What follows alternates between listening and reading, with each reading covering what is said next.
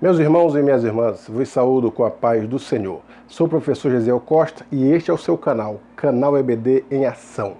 Um canal feito especialmente para você, professor, professora, aluno, aluna, a todos os amantes e simpatizantes da Escola Bíblica Dominical. O objetivo do canal é ajudar com subsídios, dar norte para o seu plano de aula, para o seu plano de ensino, para que o professor possa fazer uma aula enriquecida com subsídios, com assuntos que venham chamar a atenção dos nossos alunos. Portanto, eu convido a você que não conhece ou ainda não se inscreveu no nosso canal e está acessando pela primeira vez o canal EBD em Ação, inscreva-se no nosso canal. E depois de inscrever-se, dê um joinha, clique no sininho aí, porque cada vez que você clicar no sininho, toda vez que eu postar vídeos novos aqui relativos às lições da Escola Bíblica Dominical, você vai receber uma notificação, como se alguém estivesse te dizendo, corre no canal que tem vídeo novo. Aí você vai acessar em primeira mão esses vídeos novos, vai assistir, vai comentar, vai divulgar, vai compartilhar e vai dar um joinha. Portanto, seja bem-vindo ao canal EBD em Ação.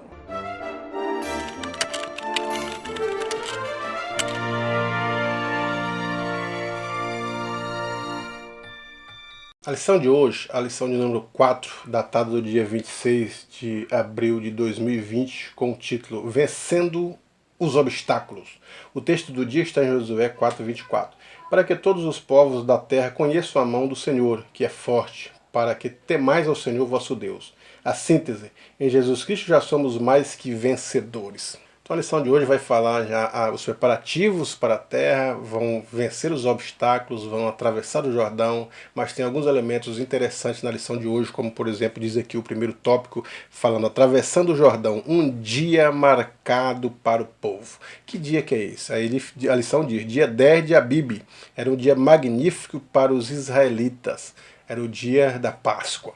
E a Páscoa foi instituída por Deus quando, pela ocasião da última praga no Egito, contra os filhos dos egípcios, os primogênitos, foi dito para o povo de Israel, mate um cabrito e coma ele com ervas amargas e pães asmos.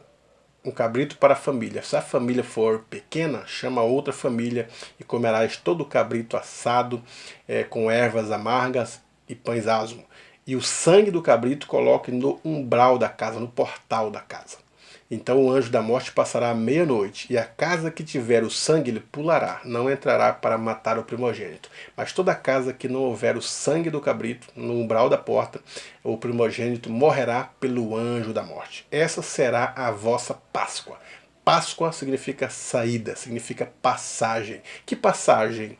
A passagem de Israel saindo do Egito, entrando para Canaã. Era uma mudança de terra através do Mar Vermelho. Uma mudança de posição, saindo da escravidão, entrando para a liberdade em Canaã. Era uma mudança de atitude, deixar o Egito com todos os seus costumes e agora abraçar outros costumes que seriam das leis cerimoniais, leis civis e leis morais. Seria um povo zeloso, agora diferente. Era uma passagem, uma saída. Era a Páscoa. A partir daí, os israelitas comemoraram mais uma vez a Páscoa quando estavam chegando próximo a Canaã. Todavia, a nação de Israel, que saiu do Egito, que estava próxima para entrar em Canaã, quando os espias chegaram dando notícias negativas que a terra era de gigantes, que eles eram como gafanhotos, e esta nação começou a murmurar contra o povo de Deus e contra Moisés e os seus aliados, com exceção de Josué e Caleb, aí Deus instituiu que todos morreriam. E eles então nunca mais comemoraram a Páscoa. E agora esta nova geração, que eram os filhos daqueles murmuradores que morreram no deserto, é que entrariam na terra de Canaã. Então eles vão comemorar agora a terceira vez a Páscoa depois de quase 40 anos no deserto. Então é reafirmado novamente com eles o conceito da Páscoa, a lembrança, a saída do Egito, o significado da Páscoa é relembrado. Então eles comemoram e estão próximos, já prontos, com a alimentação pronta, com a bagagem pronta, as pessoas instruídas para eles avançarem e adentrarem na terra que Deus havia prometido para Abraão, ainda o patriarca, terra que mana leite e mel. E o segundo ponto fala: a arca do concerto aponta o caminho a seguir.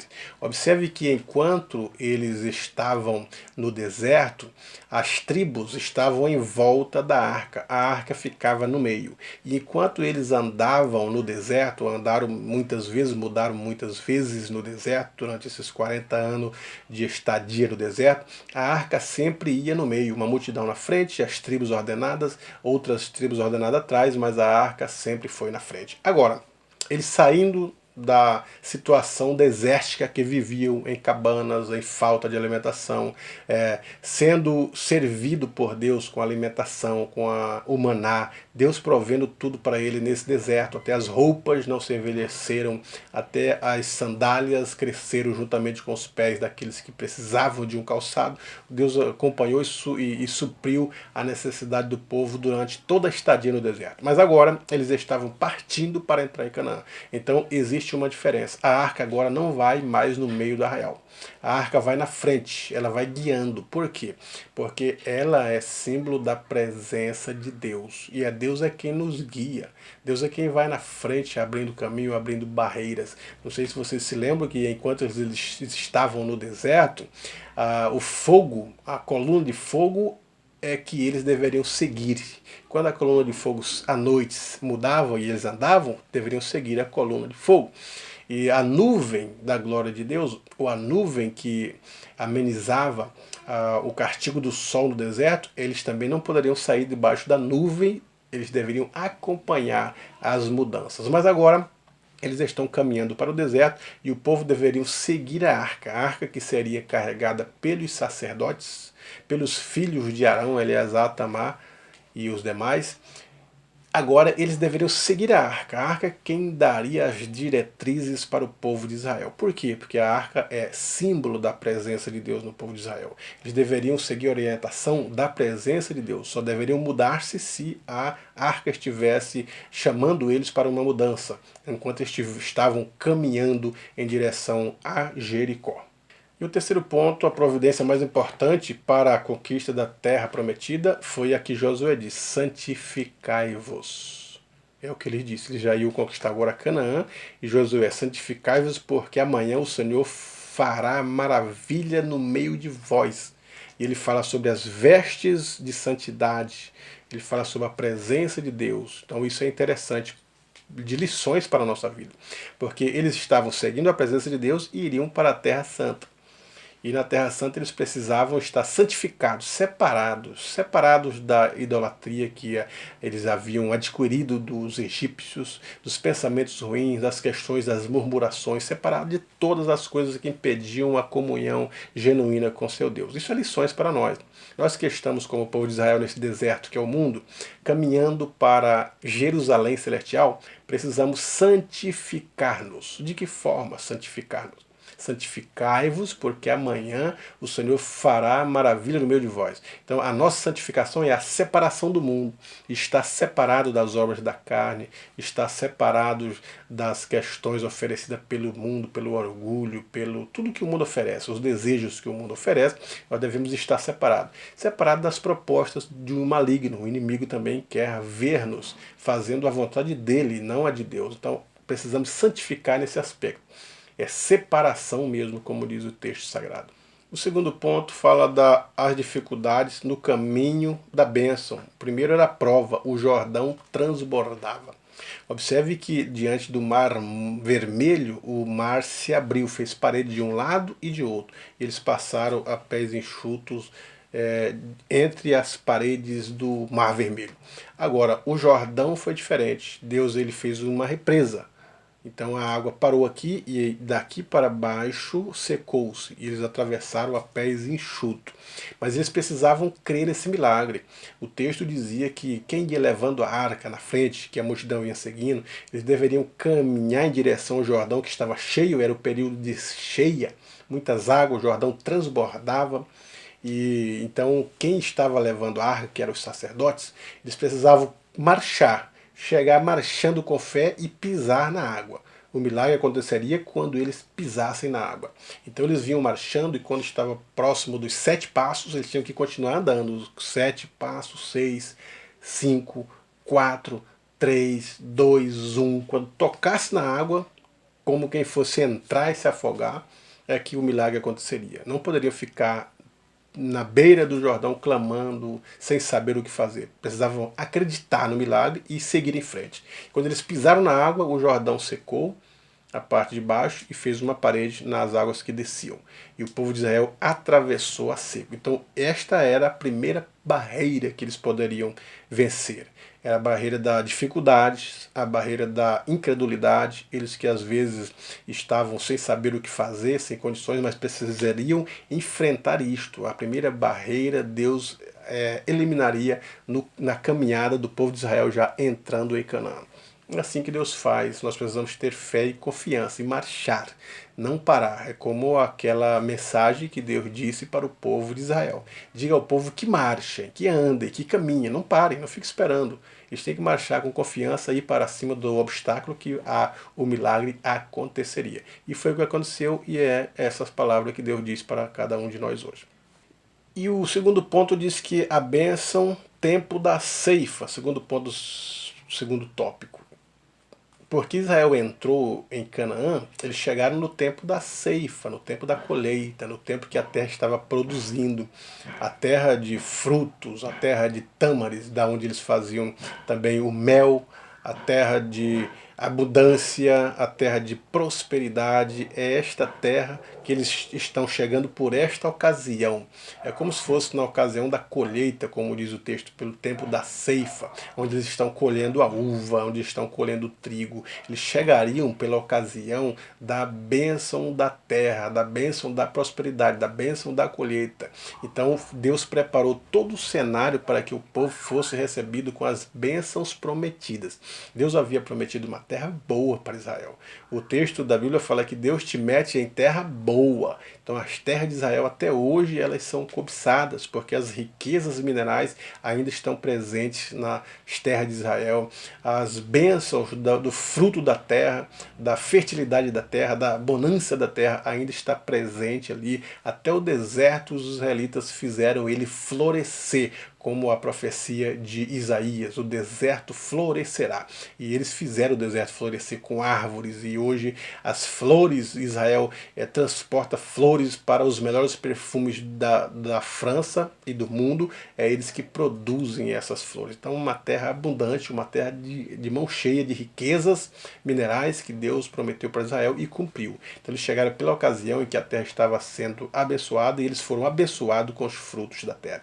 Deus quer isso para a nossa vida, Ele quer a bênção, mas também quer a nossa santificação.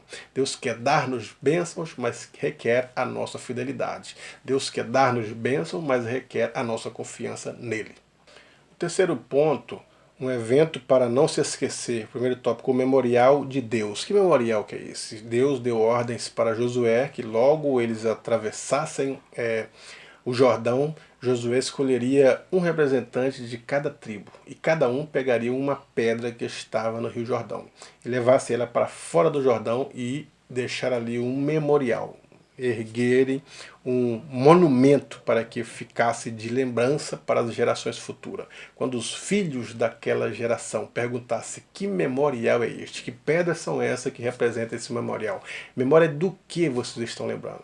A Israel contaria as bênçãos de Deus, o livramento desde o Mar Vermelho, da saída do Egito até a entrada em Canaã.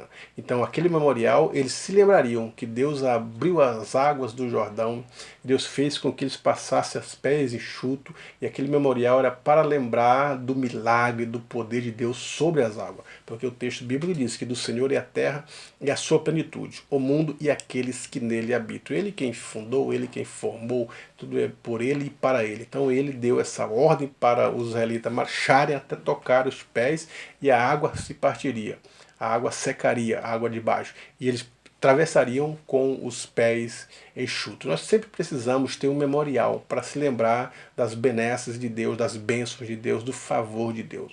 O povo de Israel sempre teve um memorial. Dentro da Arca da Aliança estavam as tábuas da lei, estava o pote com o maná e a vara de Arão. Sempre que eles viam estes elementos, eles se lembravam que as leis foi Deus que deu, elas deveriam estar no coração e eles cumprindo as leis do Senhor. Sempre que vissem a vara de Arão florescida dentro da Arca da Aliança, eles se lembrariam que Deus é quem nos escolhe, Deus é quem nos elege, Deus é quem nos escolheu. É uma escolha dele. Quando eles vissem o maná com o pote na Arca da Aliança, se lembrariam da providência de Deus.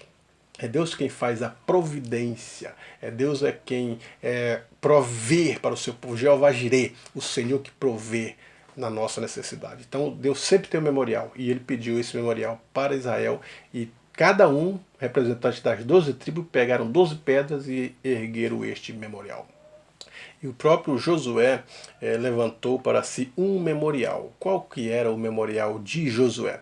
Ele disse que a cada uma das tribos erguesse uma pedra lá dentro do leito do rio, onde estava seco, a água de baixo secou, a parede estava aqui, mas as águas de baixo secaram, e ali eles ergueram um memorial com pedras, que deixasse ali com o memorial, para que na ocasião da seca, ou quem mergulhasse, ou se alguém descobrisse ali o memorial, eles iam perceber que ali estava uma memória dos feitos de Deus. Deus sempre tem um feito. Então Josué ergueu o memorial. Deus mandou erguer o memorial fora do Jordão. Josué ergueu no leito do Jordão. Então ficou para o memorial. Alguns arqueólogos, eles sempre dizem que pela escavação do Rio Jordão, sempre acham algum memorial em referência às lembranças das leis divinas, em referência ao serviço de Deus ao seu povo, em referência ao povo agradecendo ao seu Deus. Os arqueólogos volta e meia estão escavando as terras bíblicas e volta e meia eles encontram esse tipo de memorial. Então nós entendemos nessa lição que nós precisamos estar sempre se lembrando e ser sempre agradecidos pelos milagres que Deus fez e prometeu. Estar sempre se lembrando e sempre ser agradecido pelas obras de providência que o Senhor provê. A Páscoa ela é até hoje comemorada pelo povo de Israel. E os judeus, quando celebram a Páscoa, eles contam a história da Páscoa, contam a origem da Páscoa e o real significado da Páscoa. Então eles precisam ter essas festividades todos os anos da Páscoa para que a sua geração não se esqueça dos feitos de Deus no meio do povo de Israel. E eles contam para os filhos dos filhos, desde que saíram do Egito, pela providência divina, pelo favor divino, até o dia em que Deus o meteu em terra boa, terra de Canaã. E os filhos ouvem aquilo e vão passando para os seus filhos de forma que nunca eles se esquecem do favor de Deus, dos milagres de Deus, das providências que Deus fez para o seu povo. E assim eles serão sempre agradecidos, sempre terão um louvor, uma palavra de ânimo para agradecer ao seu Deus, porque Deus é quem concedeu essas bênçãos para o povo de Israel, e foi Deus quem providenciou a terra para o seu povo. A terra que Deus havia prometido para Abraão, agora estava se cumprindo nessa segunda geração de Israel, que estava tomando a posse de Israel. Todas as promessas que Deus fez ao seu povo no antepassado, em especial a Abraão, agora está cumprindo nessa geração que está tomando posse de Israel. É assim que Deus faz. As promessas de Deus, como diz Paulo, são sempre o sim e por ele o amém. Ele sempre quer abençoar seu povo, sempre quer cumprir com a sua fidelidade nas promessas que ele faz. As promessas de Deus, há as promessas que são condicionais e há as promessas que são incondicionais. Então, uma das promessas dessas seriam incondicionais, no caso que Deus havia prometido as terras. Terra boa, terra que manda leite e mel, terra que Israel entrou com vigor, e Deus já havia dito para o povo de Israel que eles lutariam e tomariam essas terras de povos que eram idólatras, povo que eram ímpios, povo que não conhecia a Deus e povo que não sabia os mandamentos divinos. E eles entraram pela providência de Deus, com a ação de Deus, pelo poder de Deus, conseguiram a posse dessas terras, trabalharam nessas terras, foram agradecidos ao seu Deus por dar essas terras para o povo de Israel, e agora eles recebem o favor divino.